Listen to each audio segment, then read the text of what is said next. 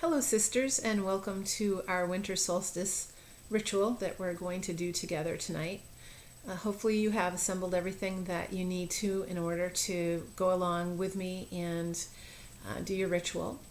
This ritual is pretty much a standard or classic, I guess you could say, winter solstice ritual that will be two parts. We're going to do some releasing work, which is really traditional for this time of year when we have the experience of the darkest and longest night and shortest day. Symbolically, we can use the energy of that to think about the things that we're complete with and ready to let go of as we're letting go of the darkness and embracing the light and the return of the stronger daylight hours and the sun. We're going to, in the second part of the ritual, plant seeds of light through setting some intentions that we will continue to work with throughout the coming year and turn of the wheel into the spring.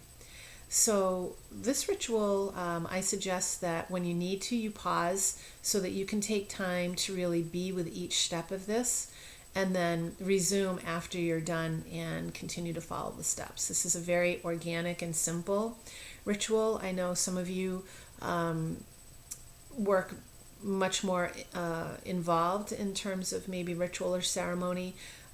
Some of you may participate more in high magic or ceremonial magic, but being a hedge witch, green wild witch, I work very simply and humbly. So this is going to be an experience that will be very much in line with that type of practice and way of working. So the first step in our ritual is going to be purifying and cleansing our space.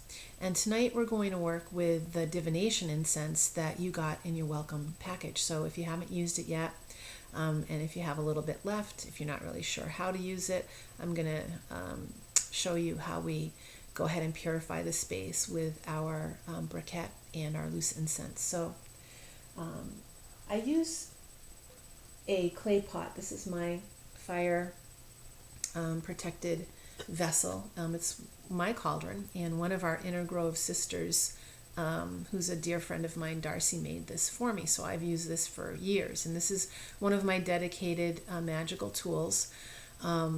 I don't have a lot of those, but I do have, as you'll see with the pine needle tea, I do have a white-handled knife, and I do have this pot that I call my cauldron that I burn my incense or candles, do candle magic with. So what you'll need to do is grab your briquette or a briquette, and I'm using half of one because I don't need that much smoke for what I'm doing tonight with you. And then you're going to go ahead and light it. And you will see that it starts to sparkle. You see the salamanders at work. So we're lighting our incense in preparation for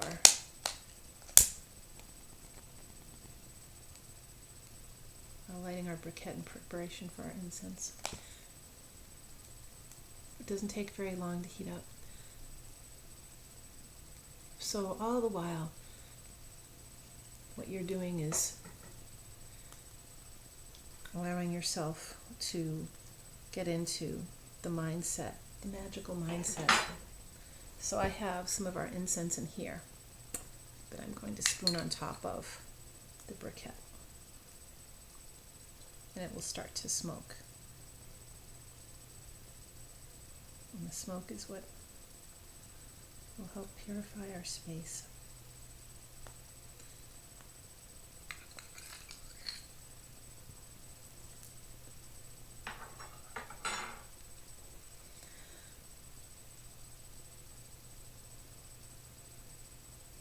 Blowing on it.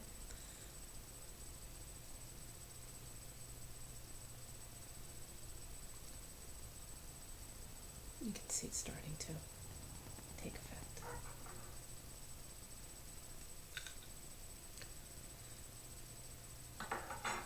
Okay, so I'm using my hand. You could also use a feather or just move the smoke around clockwise fashion, clearing space. Clearing my own space. And again, for the purposes of this demonstration, is a little bit different than if we were here together.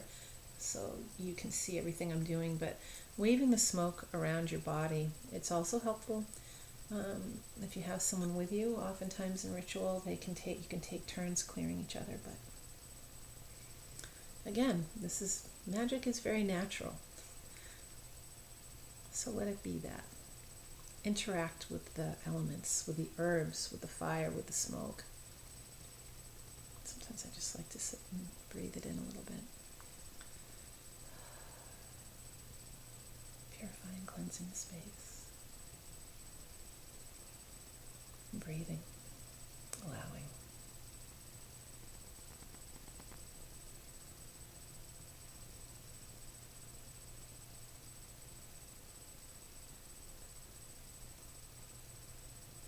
You might want to move around your room in a clockwise or a desoil fashion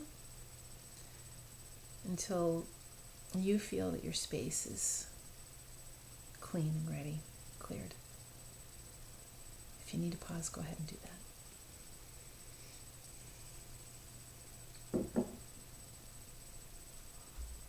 that. You can either leave the incense burning, or you can, as I usually do, put a cover on it when I feel that it's sufficient, and that will stop the incense from burning too much. Depends on your situation, how smoky your situation allows for wherever you do your ritual. Now we're going to invoke our sacred space. We're going to cast our circle with a simple invocation that I learned in 2003 in Cakes for the Queen of Heaven. This is an invocation that was created by Starhawk, the author of The Spiral Dance. And what I did was made a simple altar candle for my purposes, in which I printed and decorated the label for it. So it actually has her prayer that I'm going to modify, because we're going to call in the 7 directions, because in Inner Grove we're going to work with the 7 direction medicine wheel this year. So the medicine wheel of magic that you may have already started to read about. So for our purposes, we're going to use this prayer that I've modified to include the 7 directions to cast our circle and prepare our space to work in. So,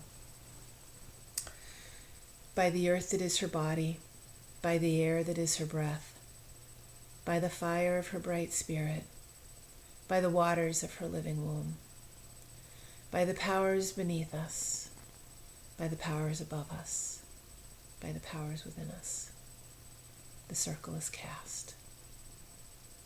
Calling in all of those that work with us in spirit, be they angels, master teachers, star beings, animal, plant, spirit allies, power totem animals, ancestors and loved ones.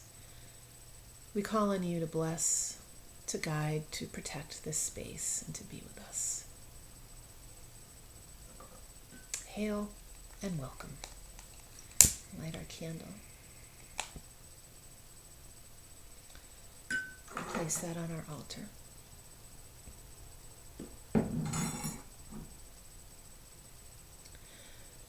And so we are going to take a sheet of paper and take a few moments to get into meditative state and call to mind all of the things that on this darkest and longest night of the year you feel you're complete with, as you bring to a close the traditional Roman calendar of the year of 2014. What is it that you're ready to shed? What is it that you're ready to be complete, finished with, to let go of, to no longer carry with you as you move forward in your journey? So the next step, and go ahead and hit the pause button if you need to, is to write on that slip of paper all of the things that you are ready to release. Okay, now that you've written all of those things that you're ready to release, what you're going to do is to consciously and deliberately rip that paper up into small pieces like you see here. Because the next thing we're going to do is to burn the paper in either ceramic or fire-safe container. So go ahead and rip those up. I've already ripped these, so they're ready to burn, but rip them into small pieces, and each length of paper that you rip, consciously and intentionally experience how those things that were once written on that paper no longer belong to you. You're breaking them up, you're alchemically removing them from your field, from your life, and imagine that. Because the more vivid that you can imagine it, the more real that you make it and become in the tangible world. Okay, so take your fire-proof or fire-resistant or fire-safe vessel, and what you'll do is take a little bit of the paper at a time and light it on fire and watch it burn and see it disappear from your life.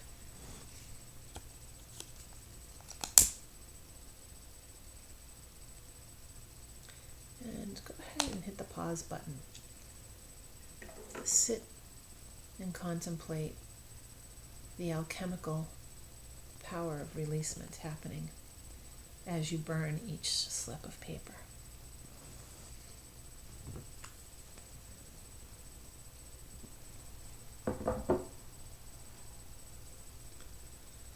So now you've done your releasing. On this darkest night, the longest night of the year, you have taken advantage of the energies here for you in the deep, in the dark, in the place of stillness and quiet and endings.